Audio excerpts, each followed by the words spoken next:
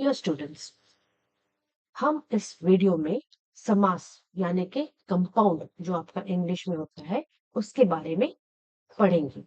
आप पहला चित्र देखेंगे चंद्रमुख, दूसरा रसोई घर और तीसरा गौशाला। अब स्टूडेंट्स, इन सारे तीन शब्दों में आपको क्या समझ में आए? आप अगर ध्यान से देखेंगे तो पहला चित्र में जो चंद्रमुख है वो चंद्र और मुख दोनों ही ऐसे शब्द हैं जिनका कुछ ना कुछ अर्थ है। अब देखिए रसोई घर शब्द जो है वो भी दो शब्द रसोई और घर से बना हुआ है। और तीसरा जो है गौशाला, गौ और शाला, दो शब्द मिलकर एक और जो शब्द बना रहे उसका भी अर्थ है। तो इससे हमें ये जानने को मिल रहा है कि जब दो या दो से अधिक शब्द मिलकर एक नया शब्द बनाए तो उसे हम क्या बोलते हैं? समास बोलते हैं। तो आइए इसको डिटेल में पढ़ते हैं। समास से तात्पर्य है मतलब मीनिंग या अर्थ है कि संक्षेप या संयोग मतलब किसी को जोड़कर, अर्थात दो या दो से अधिक शब्दों को मिलाकर एक कर देना। ठीक है। जब दो या दो से अधिक सार्थक शब्दों, what is the meaning of सार्थक शब्दों? जिसका कोई अर्थ हो। सार्थक मतलब मीनिंगफुल के संक्षेपीकरण से एक नए सार्थक शब्द बनाने की प्रक्रिया को समास कहते हैं। तो जब हम दो से अधिक सार्थक शब्दों को जोड़ेंगे, मिलाएंगे या उनका संक्षेप या संयोग करेंगे तो उनसे जो एक नया सार्थक शब्द बनता है, इस बनने की प्रक्रिया को हम क्या बोलते हैं? समास कहते हैं। जैसे चंद्रमा के समान मुख को चंद्र मुख कहते हैं। अब चंद्र मतलब मून और मुख मतलब चेहरा, तो जिसका चेहरा चंद्र की तरह हो उसको हम बोलते हैं चंद्र मुख। अब दूसरा, रसोई के लिए घर, रसोई घर। गाय के लिए शाला, गौशाला, क्योंकि गाय को हम गौ भी बोलते हैं। और जहां पर गाय के लिए शाला हो उसे हम गौशाला बोलते हैं। अब समास जो है मुख्यतः संस्कृत भाषा में प्रयोग में आते हैं, ठीक है, परंतु हिंदी में भी इनका प्रचलन है। जब संस्कृत के शब्दों को समास के रूप में लिखा जाता है, उनमें क्या किया जाता है? उनमें संधि या शब्द संयोग भी हो सकता है। जैसे आप देखेंगे लंबोदर शब्द में, लंबोदर शब्द ध्यान से सुनेंगे, इसमें लम प्लस उदर है। ठीक है। और हमने संधि विच्छेद में क्या पढ़ा या संधि चैप्टर में क्या पढ़ा कि जब ब में जो अ स्वर है वह जुड़ता है दूसरे शब्द के पहले स्वर ऊ के साथ, तो अ और ऊ जुड़ के बनते हैं ओ। ठीक है। तो दो शब्दों से मिलकर बना है और इनमें गुण संधि होकर अ प्लस ऊ। अ कहाँ से आया? पहला शब्द लंब से ब, लंब और उदर दो शब्द है। लंब पहला शब्द है, उधर दूसरा शब्द है। अब लंब शब्द जो पहला शब्द है उसका लास्ट वाला वर्ण ब में क्या स्वर लगा है, और दूसरा शब्द उधर का पहला स्वर में क्या, पहले शब्द के पहले वर्ण के क्या स्वर लगा है, उनका मेल देखेंगे। वो संधि जो होता है वो गुण संधि होता है और अ और उ जुड़ के ओ बन रहा है।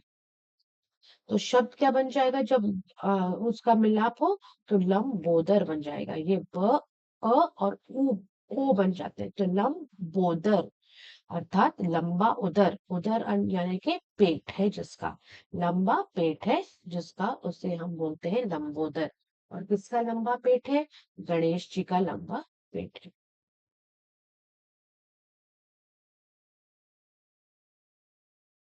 ये जो समास बना लंबोदर, ये आपका हुआ बहुव्रीहि समास, जिसको हम आगे डिटेल में पढ़ेंगे। बट इससे पहले हमें कुछ छोटे छोटे इंपॉर्टेंट चीजें जानने हैं समास रिलेटेड। पहले तो आपने यहाँ पर जो आपने देखा कि संधि से जोड़कर भी हम समास बनाते हैं। तो मेरे इस वीडियो पे मैं एक लिंक डालूंगी संधि का, अगर आपका संधि का कॉन्सेप्ट क्लियर नहीं है तो please go through that video, ठीक है। उसमें मैंने डिटेल में संधि को समझाया है विथ लॉट्स ऑफ एग्जांपल्स। अब इसके विपरीत हिंदी और उर्दू शब्द ज्यों के त्यों आते हैं। हिंदी और उर्दू के विपरीत शब्द जो है वो वैसे ही आते हैं विदाउट एनी चेंजेस, ठीक है। अब उनमें संधि नहीं होते, जैसे रसोई घर, रसोई के लिए घर, गौशाला, गौ के लिए शाला आदि।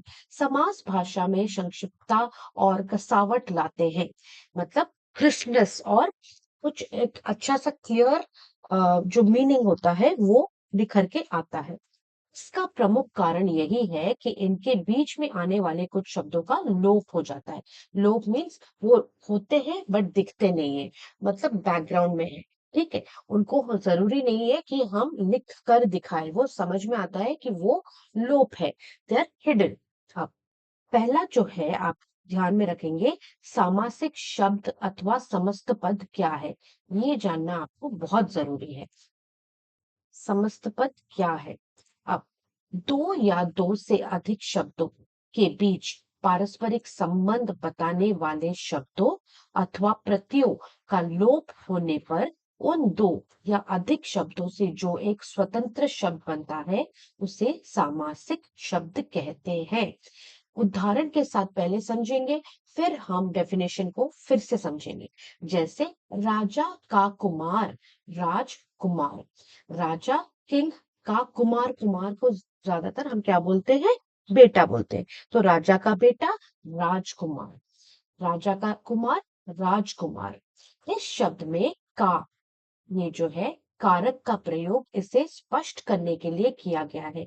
अब कारक का भी वीडियो मेरे चैनल पे है बच्चों, please go through that also, क्योंकि आपको समाज समझने के लिए बहुत कुछ वीडियोस देखने पड़ेंगे, आपके कॉन्सेप्ट्स अगर क्लियर नहीं है। एक तो संधि, दूसरा अभी आपको मैंने बताया कारक भी आपको अच्छे से समझना है, ठीक है।